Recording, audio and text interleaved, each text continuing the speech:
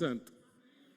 Como não se emocionar ao rememorar, ao trazer à memória, trazer força de expressão, porque na verdade é o Espírito Santo, Deus eterno, com Deus Pai, Deus Filho, Deus Espírito Santo, trazer à nossa memória o dia que a Bíblia chama de o dia da plenitude dos tempos, quando do ventre da Virgem Maria, uma menina moça de cerca de 15 a 16 anos, era a idade por excelência em que as moças se desposavam, noivavam. Maria estava noiva de José. E aquela noiva, por ser justamente uma mulher piedosa e bem-aventurada dentre todos os homens, fora escolhida pelo Eterno, para que no seu útero fosse gerado o Filho perfeito de Deus pelo poder do Espírito Santo. Lá em Belém, não dentro da cidade, mas nas cercanias, na periferia de Belém, numa estribaria, no lugar onde os animais pastavam, porque todas as portas de todas as casas e até mesmo das hospedarias se fecharam para José e Maria. Isto não é lenda, isto é história. Exatamente como o autor da Epístola aos Hebreus escreveu e o presbítero Francisco muito apropriadamente leu no início deste culto. Deus se fez carne e veio habitar entre nós. Estamos comemorando o Natal de nosso Senhor Jesus. Como igreja, como povo de Deus, nós sabemos que todos os dias nós comemoramos o Natal do Senhor Jesus. Mas é óbvio que houve um dia, houve um momento, como por exemplo, nos lembrando da estrela que brilhou, apontando para o lugar onde estava o menino Jesus. Houve um momento, no Cronos, em que Deus se fez carne e veio habitar entre nós, para a salvação dos que nele creem. Louvado seja Deus. Eu quero, neste momento, ter um momento de intercessão pelos nossos irmãos que estão enfermos. Sentimos a falta do nosso amado presbítero coralista, nosso querido Astolfo Gondim Pinto Bandeira. Ele está internado. Nosso irmão diácono Tiago Campos Lima também está internado. Astolfo está com o Covid. Graças a Deus, hoje ele está apresentando uma melhora exponencial. Não teve febre e a ventilação nos pulmões considerada excelente. Ele teve que ser entubado, mas graças a Deus está reagindo muito bem. E nós continuamos orando e continuaremos orando. O diácono Tiago Campos Lima teve um AVC isquêmico, graças a Deus não tem sequela, está bem, mas está internado para fazer os exames que se fazem necessários. Ele está dormindo de sexta para sábado, ele sofreu um processo de convulsão importante, mas graças a Deus foi socorrido e está hospitalizado, está bem, lúcido, sem sequelas, mas precisa continuar internado para fazer os exames, e nós continuamos orando. Também, na mesma UTI onde está o presbítero Astolfo, está também o nosso irmão Ildefonso Barreto, o filho do saudoso reverendo Claudionor Barreto e pai de Tarcinho, do nosso Ministério do Louvor. Nós vamos orar pelos enfermos neste momento. Amado Deus e eterno Pai, Tua é a honra, Tua é a glória, Teu é o poder. Senhor, a Tua palavra nos ensina a que devemos Te buscar em oração. A Tua palavra diz: está alguém entre vós enfermo, chame os presbíteros da igreja, e esses façam oração, ungindo com óleo, e a oração da fé curará o enfermo. Ó Deus, além dos nossos irmãos aqui citados, tem outros que não foram citados, o Senhor os conhece. Pedimos da mesma forma a bênção de saúde sobre os enfermos. Ó Deus, nos lembramos do nosso pastor, presidente do Supremo Concílio da nossa igreja, o reverendo Roberto Brasileiro, e sua esposa, também acometidos desse Covid. Visita-o, ó Deus, ali no hospital. Graças te damos porque também tem apresentado melhora considerável. Pedimos-te, ó Deus, a tua bênção de saúde e cura sobre os nossos irmãos e amigos que estão enfermos. Abençoa os médicos, abençoa os enfermeiros, abençoa todos os profissionais da saúde, abençoa todo o procedimento médico hospitalar. Abençoa, ó Deus, os nossos irmãos, dando-lhes a tua bênção de saúde, de paz e de alegria no Espírito Santo. E já te agradecemos pelo teu agir, pelo teu operar, pelo teu milagre na vida de nossos amados irmãos. Graças te damos, em nome de Jesus. Amém. Graças a Deus. Eu creio que esse microfone não está em paz comigo, ou eu com ele. Verdade, boa palavra. Tá bom. Irmãos, vamos abrir o texto sagrado, a palavra de Deus, em João capítulo 1, os versículos, a partir do versículo 1 ao versículo 14. Você que está em casa, abra a Bíblia, chamem as crianças, que todos participemos desta leitura.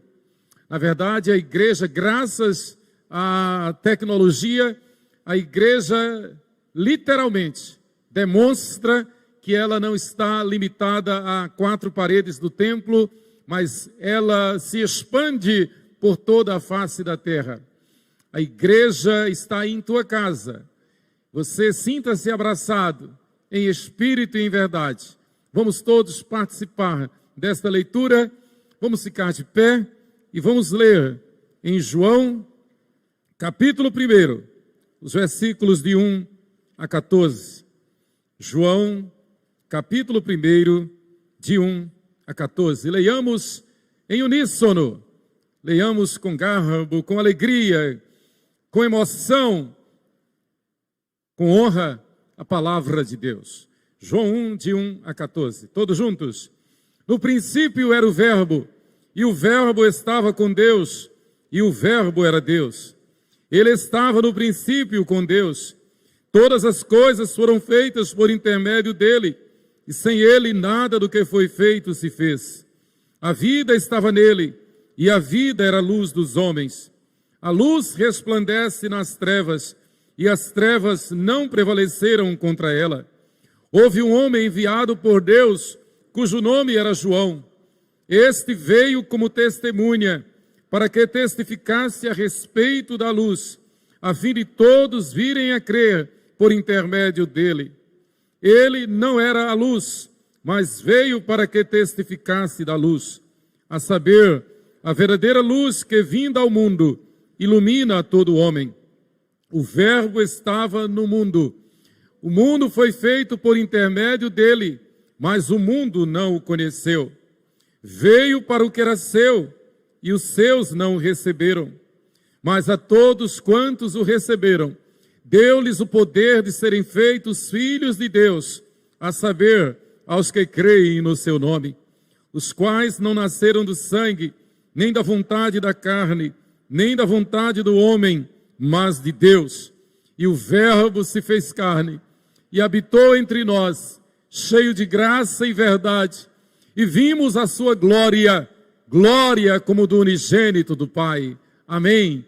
Que o Senhor aplique a sua palavra ao nosso coração. Podeis sentar, queridos. Celebremos o Natal de nosso Senhor e Salvador Jesus Cristo, que vive, reina e breve voltará.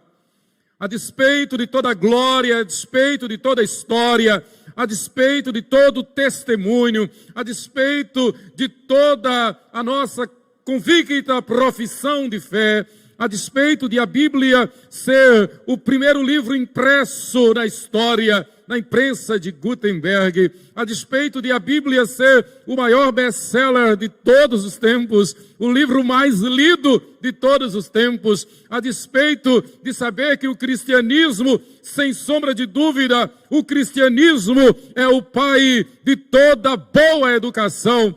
Graças ao cristianismo que se tem as melhores universidades, graças ao cristianismo que as melhores universidades surgiram. O que se tem de boa música se deve ao cristianismo. O que se tem de ética se deve ao cristianismo. O que se tem de verdadeiro direito se deve ao cristianismo. Graças a Moisés, o Pentateuco, o Decálogo, os 10 mandamentos. Não é o Código de Hammurabi, são os 10 mandamentos. O que se tem de ética na história se deve ao cristianismo, graças ao maior tratado de ética de todos os tempos, e não poderia ser diferente, o Sermão do Monte, Mateus 5, 6 e 7. O que se tem de Declaração Universal dos Direitos Humanos se deve ao cristianismo, e esta declaração, fruto inevitável, fruto natural da reforma protestante do século XVI. O que se tem de liberdade de expressão se deve ao cristianismo. O que se tem de verdadeira manifestação e demonstração do mais puro amor se deve ao cristianismo, pelo Evangelho. O maior poema, o maior tratado sobre o amor de todos os tempos está na Bíblia, 1 Coríntios, capítulo 13. Os maiores gestos de caridade, como cruz vermelha. Pessoas queridas, amadas, que pontificaram na história, que passaram para a história como pessoas da maior caridade. Como, por exemplo, a irmã Dulce em Salvador, Madre Teresa de Calcutá, Francisco de Assis, Albert Schweitzer. O que se tem de caridade é fruto do cristianismo. Gente que saiu pelo mundo afora. O que se tem de verdadeiro ensino, de verdadeira pedagogia, se deve ao cristianismo. É fato comprovado que o melhor da educação e alfabetização se deve aos missionários pioneiros que chegam num lugar hostil, num lugar onde não tem nem a língua escrita, num lugar onde aqueles nativos não sabem nem escrever o seu dialeto, o seu idioma.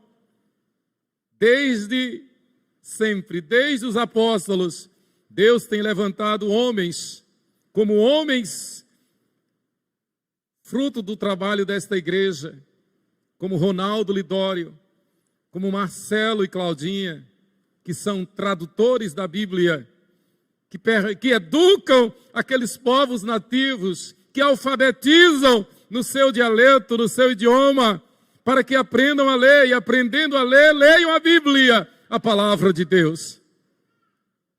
E nós sabemos que a figura central da Bíblia, do Gênesis ao Apocalipse, é Ele, Jesus Cristo, nosso Senhor. Para que todos saibam que só Ele salva, para que todos saibam que Ele é Deus conosco, para que todos saibam, desde o primeiro versículo do primeiro capítulo do Gênesis, que o nosso Deus é Deus Pai, Deus Filho, Deus Espírito Santo. No dia da plenitude dos tempos, Gálatas capítulo 4, versículo 4, Deus o Pai, pelo poder de Deus Espírito Santo, tendo gerado no ventre da Virgem Maria o seu Filho unigênito, perfeito, o trouxe à luz, cheio de graça e de verdade, trazendo a glória como do unigênito do Pai.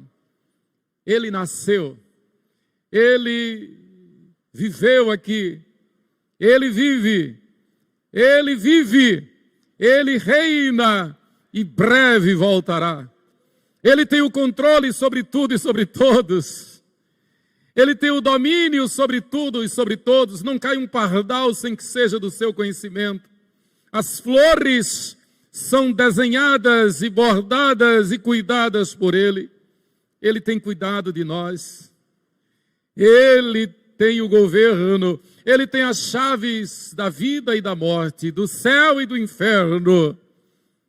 Ele está voltando. Os sinais da sua vinda mais se mostram cada vez. Pandemias e pandemias têm acontecido. E a cada pandemia, a cada cataclisma, a Bíblia nos adverte que é um sinal claro e evidente de que Ele está às portas. Sabemos que a qualquer momento, a qualquer hora, Ele virá assim buscar a sua igreja. Ele virá arrebatar a sua igreja. E como no abrir e fechar de olhos, pelo poder, pelo seu poder, Ele fará surgir um novo céu e uma nova terra. Haverá novo céu e nova terra, mas consigo reinarão no novo céu e na nova terra somente aqueles que o receberam como único Senhor e suficiente Salvador. Somente aqueles que o receberam como único Senhor e suficiente Salvador. Ele é muito claro no Evangelho. Quem crer e for batizado será salvo. Quem, porém, não crer já está condenado. Ele é amor, Ele é bom, mas Ele é terrivelmente perigoso. C.S. Lewis. Ele é bom, Ele é amor, mas Ele é justo. Ele salva e leva para o céu, mas também Ele condena e manda para o inferno. É a este Jesus que nós celebramos, é a este Jesus que nós adoramos. Para se ter uma ideia e poder entrar na mensagem desta noite, nos preparamos para aquele grande e glorioso dia, quando todo joelho se dobrará e toda língua confessará que Ele, Jesus Cristo, é o Senhor, para a glória de Deus Pai. Tantos que estiverem à sua direita, quantos que estiverem à sua esquerda, sem exceção, todos vão dobrar os seus joelhos. Hitler, Nabucodonosor, Herodes, Faraó, todos vão dobrar os seus joelhos e vão confessar que Ele é o Senhor. Nós também, todos confessarão que Ele é o Senhor para a glória de Deus Pai. Queridos, e o Verbo se fez carne e habitou entre nós, cheio de graça e de verdade, e vimos a sua glória, glória como do unigênito do Pai. A palavra nos ensina que nós não devemos esquecer de Jesus. Ele é a nossa luz, Ele é a luz do mundo, e Ele nos chama de sal da terra e luz do mundo. Ele manda que nós brilhemos. O apóstolo Paulo diz que devemos viver de tal maneira que o mundo veja Cristo em nós, a esperança da glória. Na verdade, nós não estamos interessados que o mundo possa ver os nossos títulos, se os temos, o nosso currículo. O mundo não está interessado em saber do nosso DNA, em saber da nossa história, da nossa posição, da nossa conta bancária, das nossas fraquezas, das nossas necessidades. O mundo precisa saber que em qualquer instância e circunstância, Cristo em nós é a esperança da glória. Nós nos emocionamos no Natal, não simplesmente pela beleza da festa que nós podemos organizar. Nós não nos emocionamos no Natal pelos símbolos do Natal. Melhor, nós comemoramos o Natal única e exclusivamente pela pessoa do nosso Senhor e Salvador Jesus Cristo, Deus conosco, que está entre nós, porque Ele é onipresente, Ele é onipotente, Ele é onisciente. Aliás, é imperativo que se saiba que se deve comemorar o Natal pensando em Jesus e somente em Jesus. Não permita que invenções humanas, que lendas, não permita que tradições meramente humanas e pecaminosas ofusquem o brilho da festa, e o brilho é um só, o brilho é daquele que é a luz do mundo. Natal não tem nada a ver com Papai Noel. Aliás, o histórico de Papai Noel é um histórico anticristo. O histórico de Papai Noel é um histórico anticristo, porque ele tenta roubar a glória que é de Jesus. Ele chama a atenção para si. Ele se coloca como a figura central, ele se coloca como sendo alguma coisa no Natal. Não é nada a não ser uma grande fake news, uma grande mentira. Então, não perca tempo evocando, trazendo, sinalizando o símbolo, esse símbolo pagão que não tem nada a ver com Jesus. Concentre-se na pessoa de Jesus. Não se preocupe em tirar foto com Papai Noel. Não permita que as crianças vão tirar fotos com esse tal de Papai Noel, que isto é uma falácia, isto é uma mentira, isto rouba a cena, como disse, isto engana.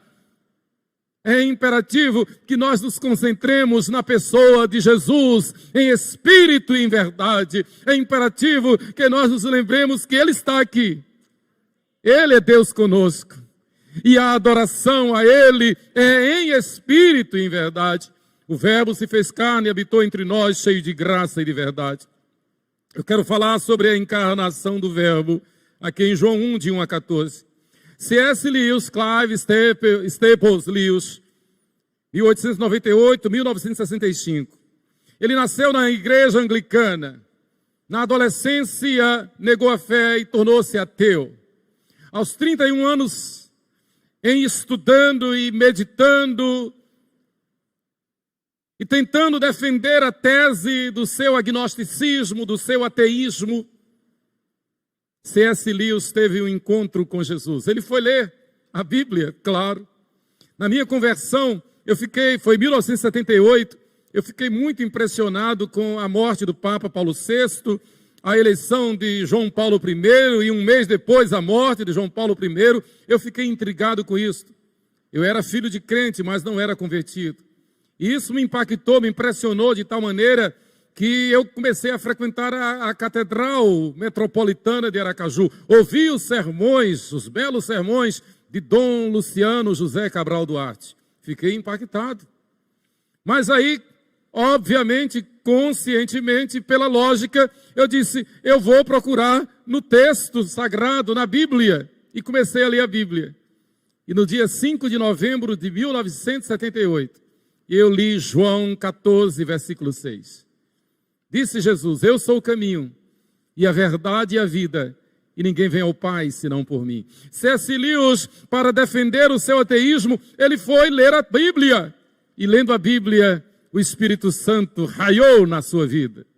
C.S. Lewis tornou-se um dos maiores apologetas, um dos maiores expositores bíblicos do século XX.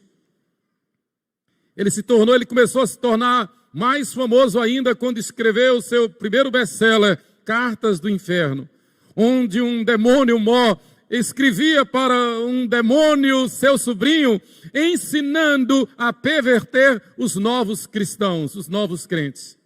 É um best-seller, vale a pena ler. Cartas do Inferno. Para que a gente fique avisado, para que a gente tome mais cuidado e seja mais santo. Então C.S. Lewis disse, eu creio no cristianismo tal como creio que o sol nasceu.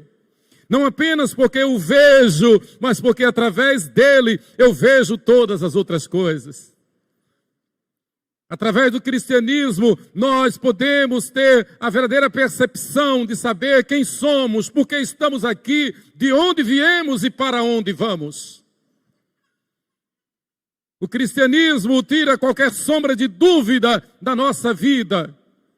O cristianismo ilumina o nosso caminho, garantindo-nos o nosso futuro, dando-nos a esperança, dando-nos a garantia de saber que vamos para o céu, que teremos um corpo semelhante a este, que nos reconheceremos lá no céu, que há um nome novo guardado para nós numa pedrinha branca lá no céu. O cristianismo nos dá esperança, nos dá sentido de vida. Em o cristianismo puro e simples, C.S. Lewis disse: o Filho de Deus tornou-se homem para possibilitar que os homens se tornem filhos de Deus. Que palavra! O Filho de Deus tornou-se homem para possibilitar que os filhos dos homens pudessem chegar até Deus. Eu vou ler ipsis literis. O Filho de Deus tornou-se homem para possibilitar que os homens se tornem filhos de Deus. Queridos, dois substantivos caracterizam a introdução do Evangelho segundo escreveu João: luz e vida. Essas palavras são chaves em todo o Evangelho de João. E elas apontam naturalmente para Jesus. Ele é a luz, Ele é a vida. Que tristeza, por exemplo, quando a gente sabe que uma pessoa passa deste mundo para a eternidade sem a alegria da salvação, sem a certeza da salvação, cujos parentes também, claro, ali ao redor, não têm a alegria e a certeza da salvação. É um horror.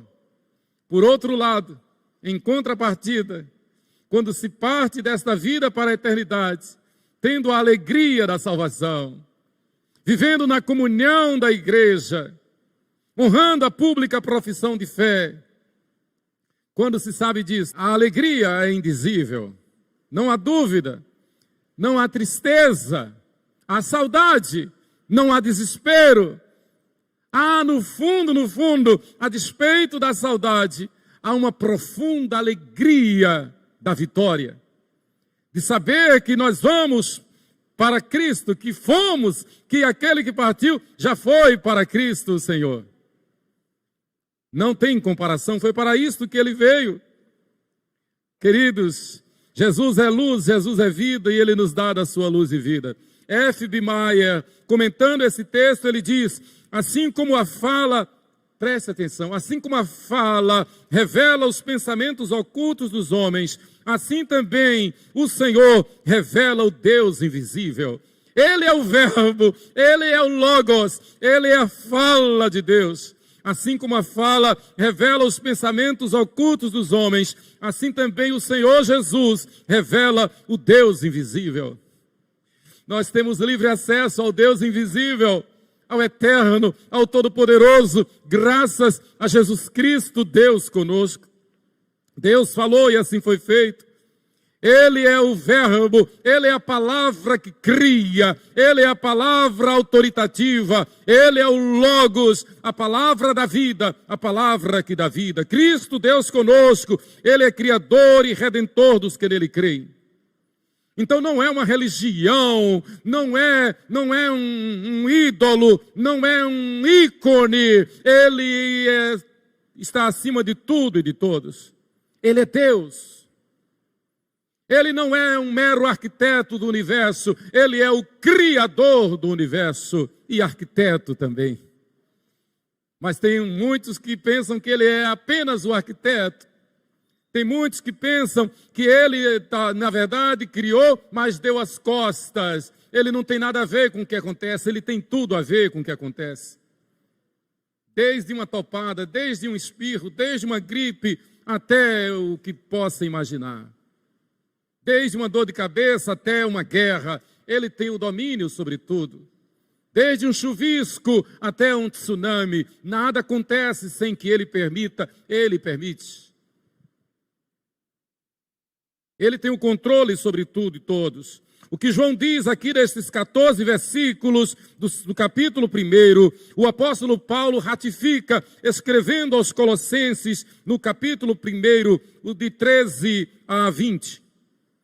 E os nossos irmãos do Ministério do Louvor cantaram hoje de manhã do projeto Sola, Colossenses capítulo 1. Parece que nós havíamos combinado. Paulo então diz, Colossenses 1, do 13 ao 14, é uma ênfase de João 1, de 1 a 14, de 13 a 20.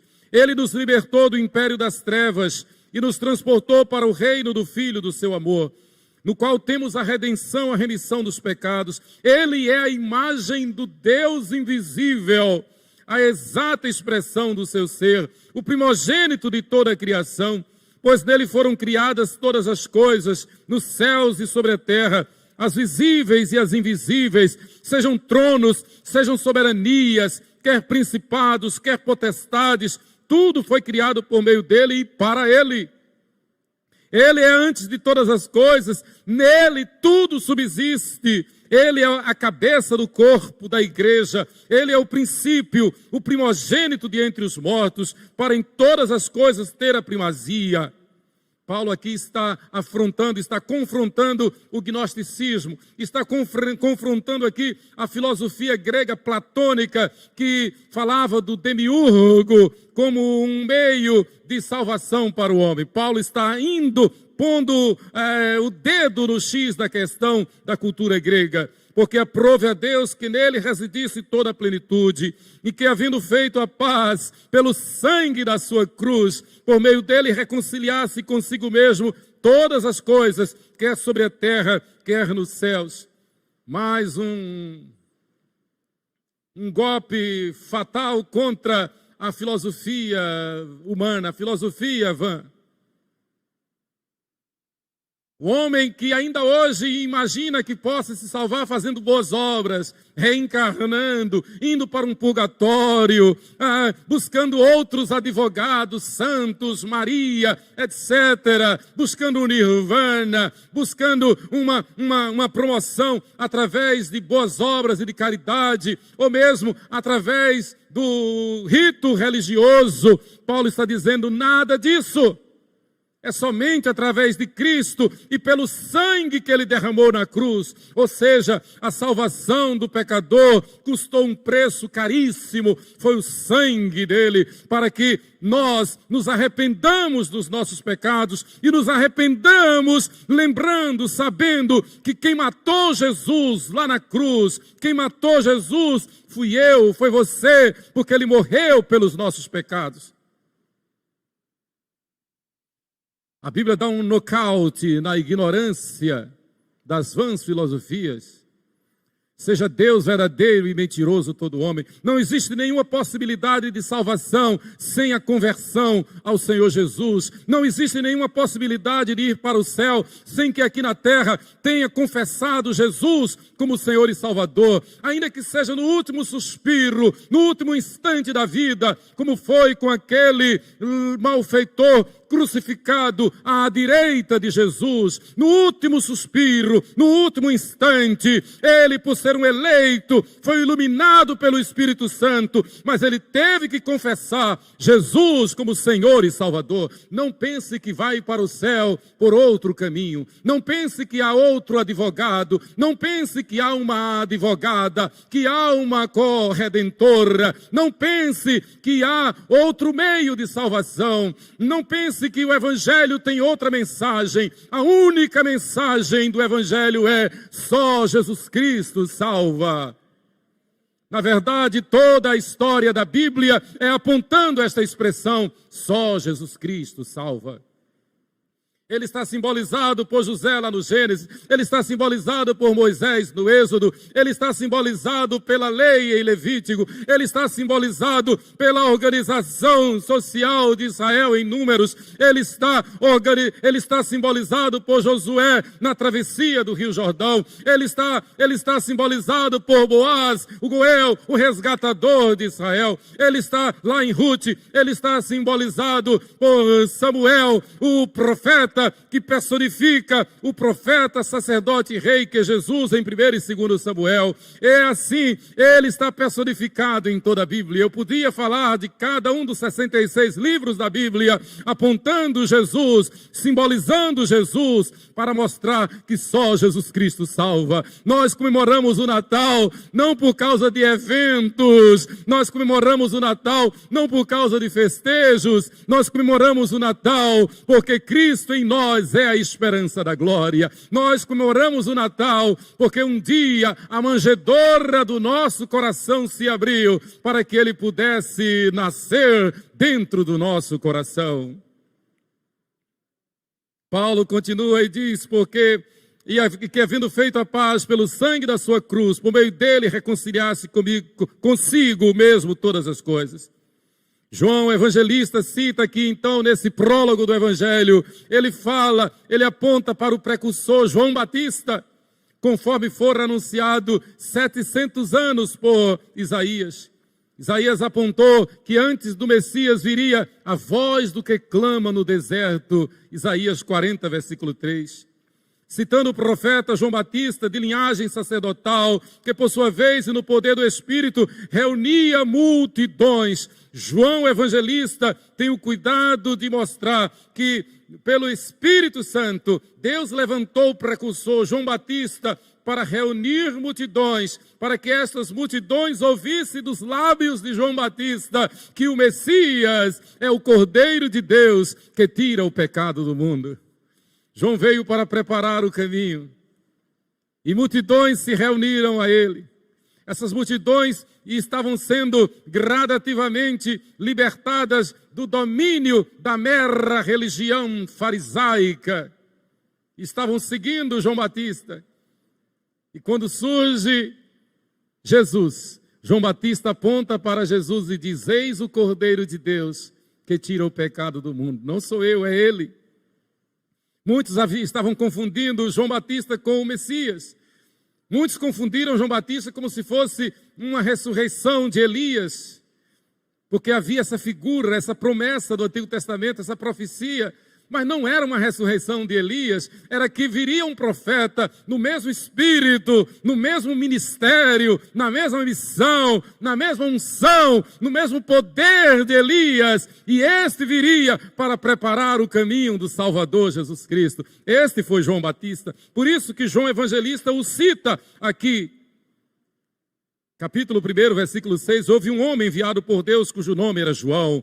Este veio como testemunha, mártir, para que testificasse a respeito da luz, a fim de todos virem a crer por intermédio dele.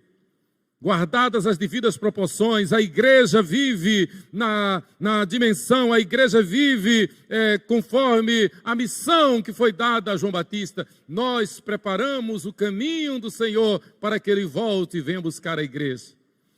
Por isso que a igreja tem que ser missionária, porque Jesus não virá até que o último eleito seja alcançado. Nós não sabemos onde ele será alcançado. Pode ser no Quirguistão, pode ser em Guiné-Bissau, pode ser na Colômbia, pode ser entre os Concombas, pode ser entre os Rúpidas. Nós não sabemos onde está aquele último eleito a ser salvo. E então o Senhor virá.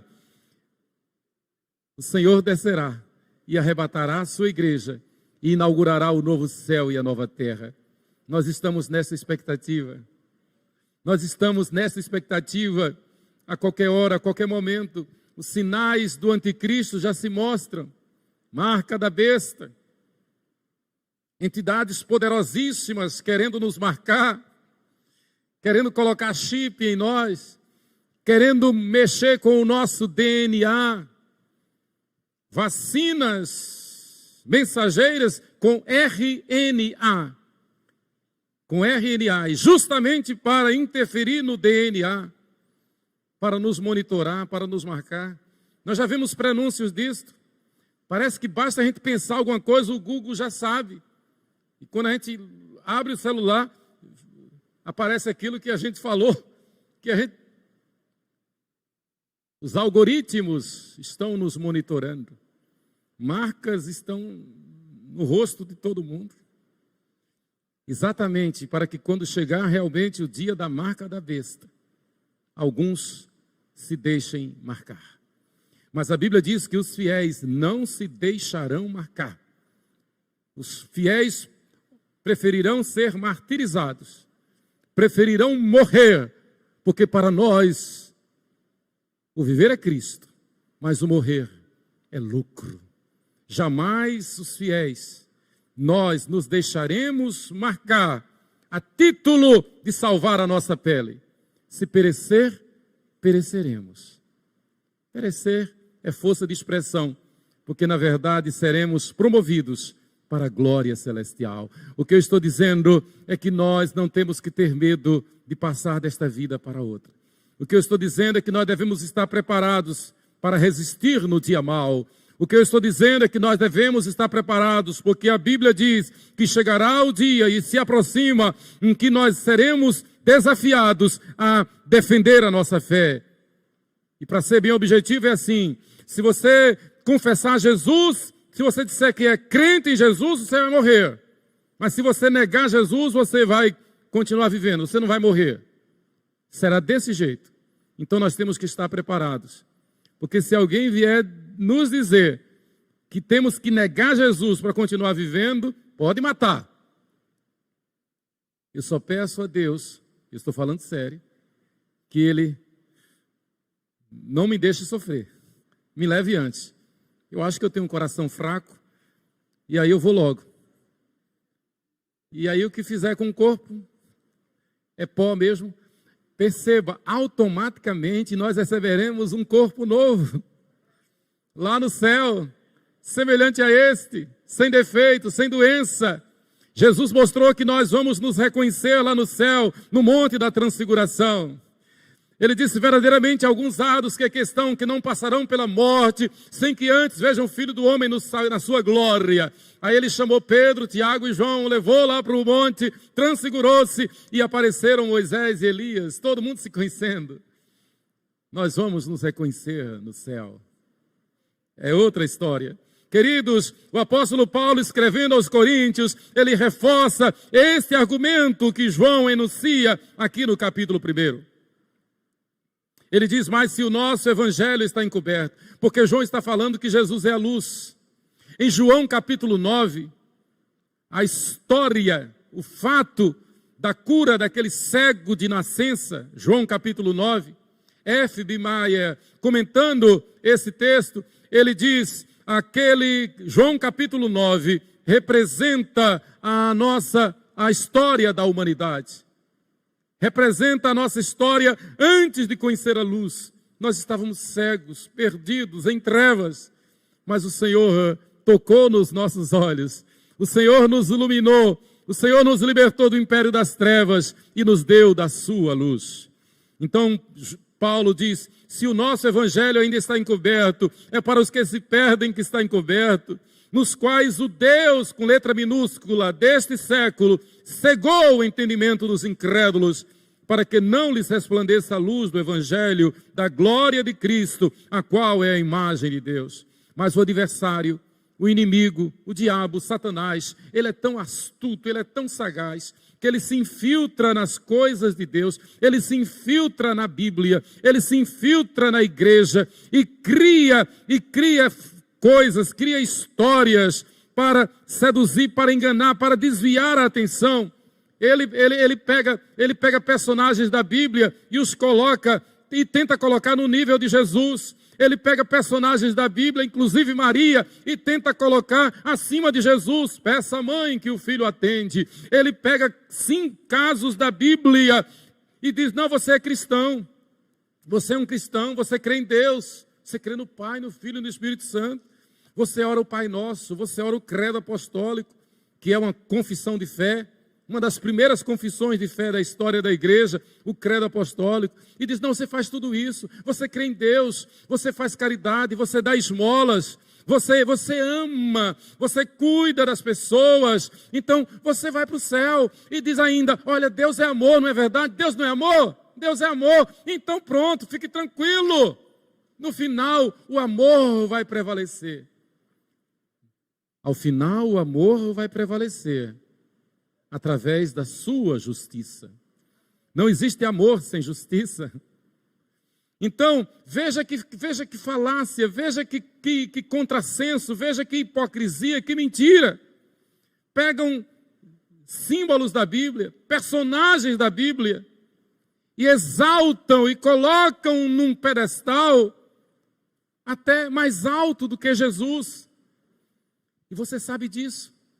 Aí fazem estátuas, fazem ídolos de 1001 santos. E não tem nada a ver com Jesus. Aliás, e quando fala de Jesus, é um Jesus morto, pregado na cruz. É um Jesus no caixão.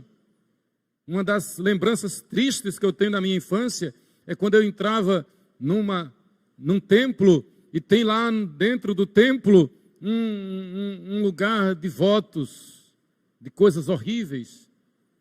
E tem um simulacro de Jesus dentro de um caixão, todo ensanguentado.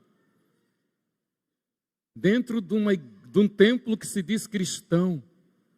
Isto não é de Deus, isto é do diabo. Porque existe somente para enganar as pessoas. É uma mentira. E o diabo é o pai da mentira. Tudo isso desvia a atenção para Jesus. Tudo pior, tudo isso engana. Só serve para enganar. Porque essas pessoas pensam que estão agradando a Jesus. Jesus diz que Deus é espírito. E importa que os seus adoradores o adorem em espírito e em verdade.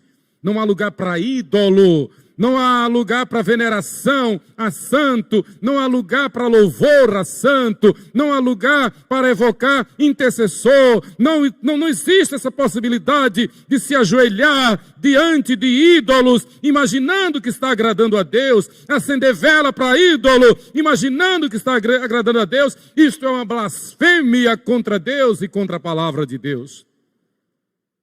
Jesus veio para ser Senhor, Jesus veio para ser adorado, Jesus veio para ser obedecido. O Natal existe para que nós nos aproximemos dele em espírito e em verdade. A encarnação do Verbo eterno, Jesus é o Verbo da vida. A tese do apóstolo João é provar que Jesus é o Logos, o Cristo pré-existente. João tem o objetivo de alcançar tanto os judeus como os gregos. Os gregos representam todos os não-judeus na cultura do primeiro século. Então João, sabiamente, movido pelo Espírito Santo, em poucas palavras, ele alcança o mundo todo.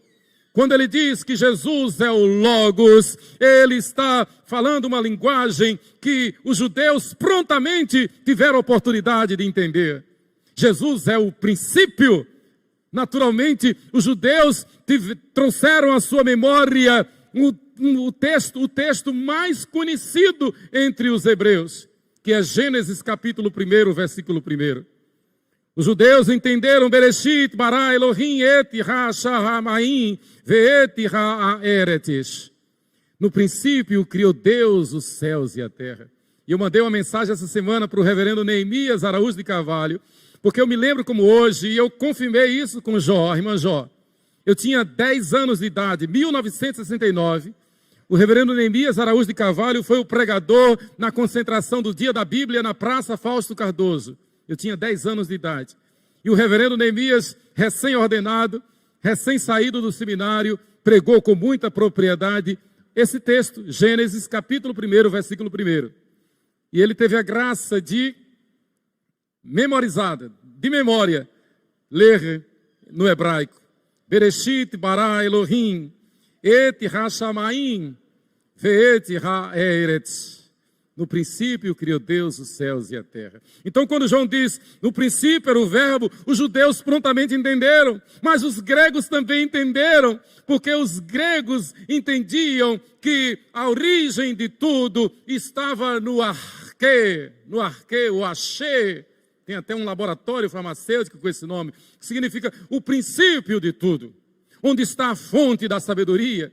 E toda a filosofia grega, toda a história grega, e isso tem muito a ver com aqueles que defendem a reencarnação, com aqueles que defendem, com aqueles que falam do purgatório como necessário para uma salvação futura.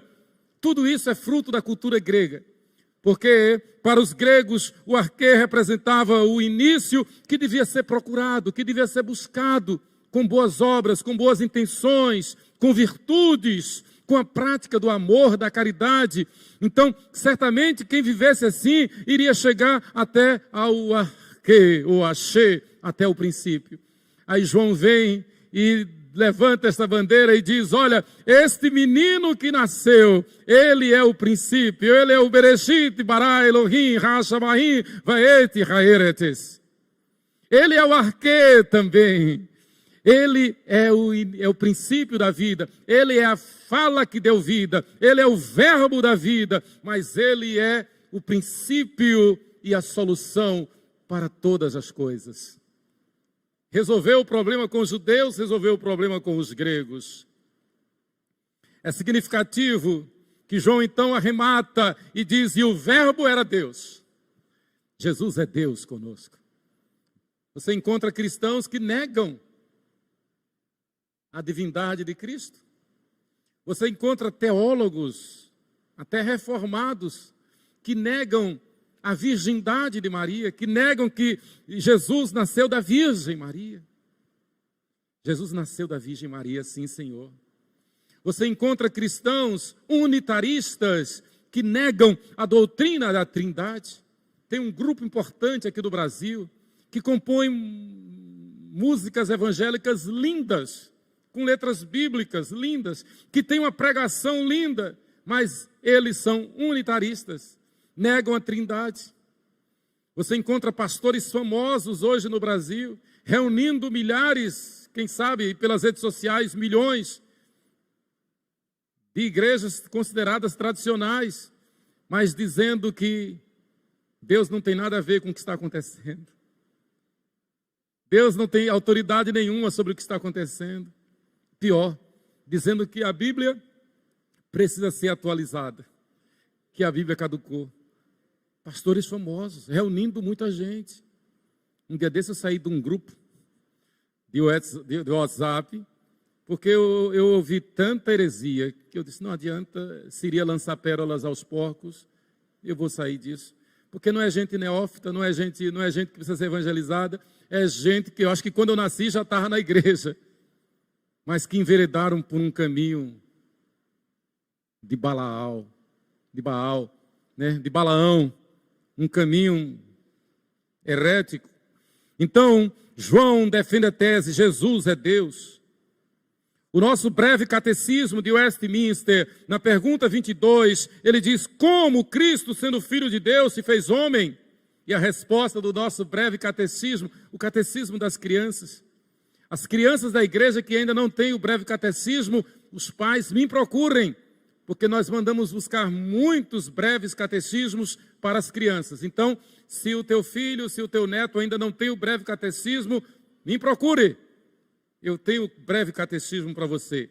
Então a resposta à pergunta 22 diz, Cristo, Filho de Deus, se fez homem, tomando um verdadeiro corpo e uma alma racional, sendo concebido pelo poder do Espírito Santo, no ventre da Virgem Maria, e nascido dela, mas sem pecado.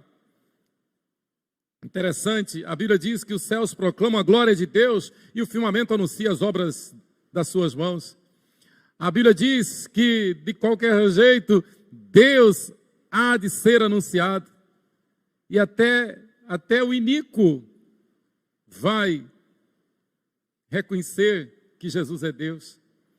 E olhando, lembrando a história da literatura, eu me lembrei que em O Paraíso, Dante Alighieri, que viveu no século 13 e 14, início do século 14, Dante Alighieri, ele disse, a espécie humana, lá embaixo, jaz enferma por muitos séculos, em grande erro, até que ao verbo de Deus agradou descer, até onde a natureza de seu próprio Criador se alienara. Ele se uniu a ele. Ele se uniu a ele, em pessoa, por ato exclusivo de seu eterno amor. E nele, unido a ele, nós vimos o seu amor. Um ímpio, Dante Alighieri, movido pela sua veia artística, poética, ele escreve e demonstra e prova que Jesus é Deus Pai em Deus Filho. Ele se uniu a ele e veio movido tão somente pelo seu amor. Ele é o Logos que dá vida. Jesus Cristo é o Messias que havia de vir. Mas Jesus é também a luz do mundo, a luz dos homens. Houve um homem enviado por Deus cujo nome era João. Este veio como testemunha para que testificasse a respeito da luz, a fim de todos irem a crer por intermédio dele. Ele não era luz, mas veio para que testificasse a respeito da luz, a saber, a verdadeira luz que vinda ao mundo ilumina todo homem. Queridos, este quarto versículo do primeiro capítulo de João assinala uma transição da criação original para uma ideia mais avançada. É uma transição entre a natureza caída, pecaminosa, e a nova vida em Cristo. A vida no pecado, a vida morta, a morte, a vida que morreu no pecado, para uma vida ressuscitada, graças à salvação em Cristo. É por isso que a nossa teologia sistemática diz que para o cristão fiel, o céu começa quando da sua conversão. No dia da nossa conversão, quando fomos selados pelo Espírito Santo, nós passamos a viver na dimensão celestial. Viver já como cidadãos dos céus. Não somos cidadãos deste mundo, nascemos de novo, tornamo-nos novas criaturas. Quem está em Cristo, nova criatura é. Nascemos de novo, literalmente, nascemos do novo. Nascemos em espírito e em verdade. Deus é luz, Jesus é luz, os seus discípulos são luzes, nós somos luzes que refletem a luz maior que é Jesus. O Salmo 36, versículo 9, diz assim: pois em ti está o manancial de vida, na tua luz vemos a luz. Na tua luz, ó Deus, vemos a luz. E como se não bastasse a luz maior, Deus veio tabernacular conosco, deixou a sua glória, deixou o arquê, deixou o princípio, o verbo se fez carne, o verbo não se limitou a ser apenas teoria, o verbo se fez prática. A ideia tanto judaica, tanto hebraica quanto grega, de que Deus não podia se misturar, Deus não podia estar entre nós, que a santidade não poderia habitar junto com a impiedade, com o pecado, é desmoronada nestes primeiros versículos de João capítulo 1. Deus se fez carne. Tanto os judeus como os gregos diziam que há uma barreira intransponível entre nós e Deus. Por isso que alguns cristãos inventam outros caminhos, outros meios, outros intercessores, exatamente movidos, exatamente influenciados pela cultura judaica e grega, que dizia que era impossível o homem ir a Deus livremente. Ele teria que se sacrificar, teria que haver um sacrifício, teria que haver uma penitência. Já ouviu falar disso? Teria que haver uma penitência, teria que haver um purgatório para poder, então, talvez ser salvo. Jesus veio para desmoronar tudo isto. Ele é o Salvador. Ele é a salvação, Ele é aquele que dá vida e vida em abundância, e Ele faz o contraponto, Ele permite o contraditório. Ele diz: as minhas ovelhas ouvem a minha voz, aqueles que não ouvem a minha voz é porque não são minhas ovelhas. O ladrão vem somente para roubar, matar e destruir, mas eu vim para que tenham vida e vida em abundância.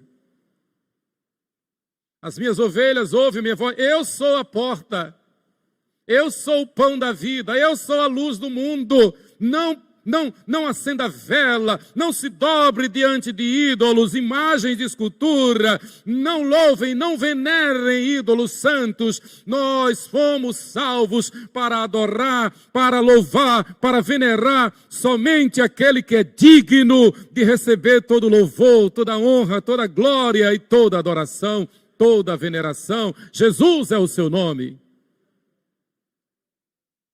Jesus é Deus, Criador e Redentor.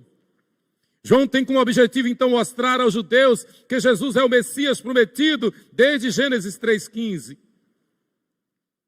E aqui eu quero chegar à conclusão, mostrando o nocaute, mais uma vez, que João dá na cultura grega. Os gregos, e isso se tornou muito forte em todo o Novo Testamento, várias epístolas, várias cartas, Paulo escreve para combater a ideia grega do demiurgo, que é mais conhecido como gnosticismo.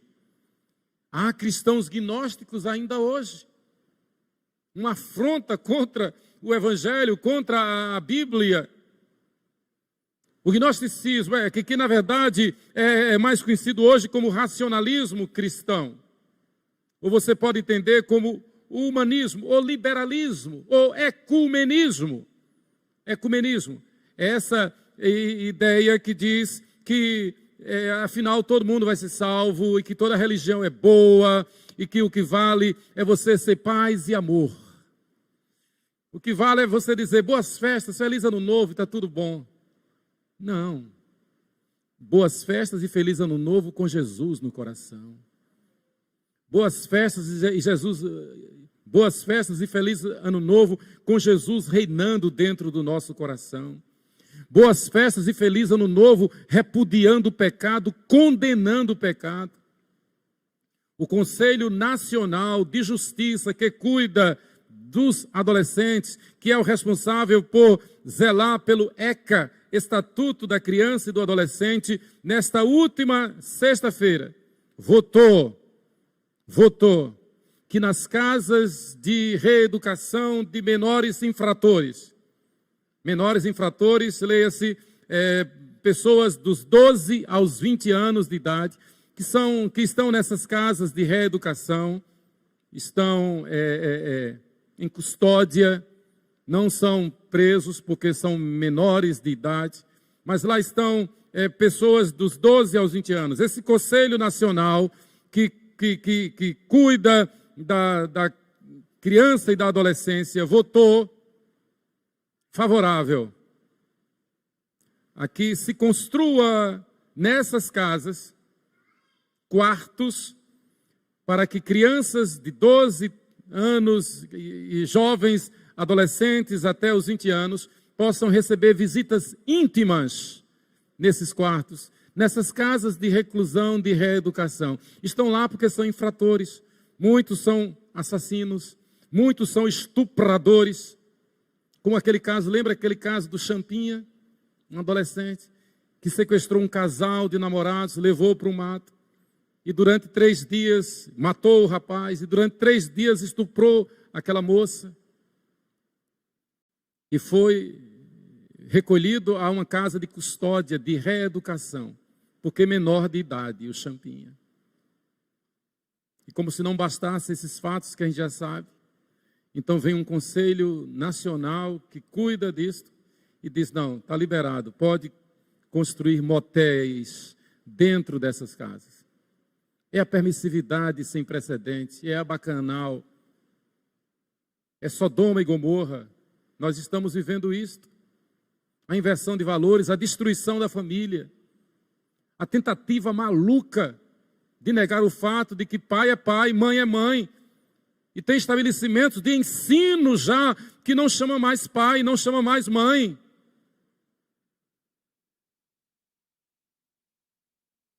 Tem sido autorizado já que pessoas de sexos diferentes frequentem o mesmo sanitário, o mesmo banheiro, para agradar a uma cultura cada vez mais pregressa, cada vez mais chafurdada na lama do pecado. Mas enquanto nós estivermos aqui, nós seremos luz do mundo. Enquanto nós estivermos aqui, nós vamos dizer não ao pecado. Seja Deus verdadeiro e mentiroso todo homem. Então, João, quando diz que Jesus é o verbo, ele derruba por terra a ideia do demiurgo. O demiurgo foi aquele ser criado por Platão, que dizia justamente que era o ente, a entidade que faria a ligação entre o homem pecador e a santidade, e Deus, o santo, o demiurgo. E como Deus não poderia jamais estar com o homem no pecado, então esse demiurgo se misturava com o homem e de preferência das classes mais baixas, veja que falácia, que isso é antigo, de preferência as classes mais baixas, porque pelas classes mais baixas, menos favorecidas, ter-se-ia mais oportunidade de alavancar esse povo, de libertar esse povo. pelo ato do demiurgo. E a palavra demiurgo significa literalmente aquele que cuida, aquele que trabalha para o povo. Demios, povo. Orgo, trabalho, trabalhador, aquele que trabalha para o povo. Então essa ideia é antiga de que o povão tem que ser subserviente, de que o povão tem que viver na miséria. E quanto mais se viver na miséria, quanto mais se viver numa casta rebaixada, mais possibilidade se tem de então ser redimido por um ato de um demiurgo. Isso não tem nada com a Bíblia, isso não tem nada a ver com Deus, isso é uma abominação. Jesus então vem e ele nasce numa manjedoura, ele nasce no lugar mais humilde, ele se reveste da humildade. A ideia do demiurgo é que ele, sendo uma entidade superior, ele ajudaria os que vivem na miséria. Jesus vem e entra na nossa miséria. Jesus vem e tabernacula conosco. Jesus vem e não tem lugar onde reclinar a cabeça. Jesus vem e não tem uma casa para morar. Maria não teve um lugar onde pudesse dar a luz ao seu filho primogênito. João diz, Jesus é Deus que se fez carne e veio habitar entre nós cheio de graça e de verdade. Não tem essa história de demiurgo. E João então arremata no capítulo 3, no versículo 16, o que o reverendo Billy Graham chamou de a Bíblia em miniatura. A Bíblia em miniatura, João 3,16, todo crente sabe, todo cristão verdadeiro sabe, porque Deus amou ao mundo de tal maneira que deu seu Filho unigênito para que todo aquele que nele crê não pereça, mas tenha a vida eterna. A palavra perecer é morrer gradativamente, é morrer devagarinho, é ir apodrecendo mesmo vivo, que era a história do demiurgo, a história de Platão. Platão dizia, o homem tem que se penitenciar, tem que se purgar, tem que ir lá na miséria, e na miséria, estando na miséria, sendo um degradado, ele então será salvo. A história do demiurgo, Jesus vem e João diz, ele veio para que o mundo não pereça, mas para que todo aquele que nele crê seja salvo. Tem que crer nele, tem que se arrepender, tem que se converter, tem que mudar de vida, tem que deixar o pecado, tem que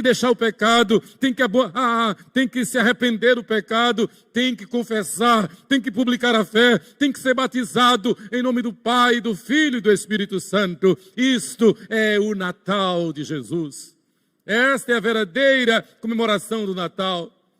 O credo apostólico que foi escrito não pelos apóstolos, mas foi escrito pelos pais da igreja, e é chamado apostólico porque ratifica a doutrina dos apóstolos. Ele diz exatamente isso, mais ou menos no ano 250 da nossa era, cerca de 70 anos depois, em Niceia, é escrito outro credo, o credo de Niceia, que ratifica o credo apostólico.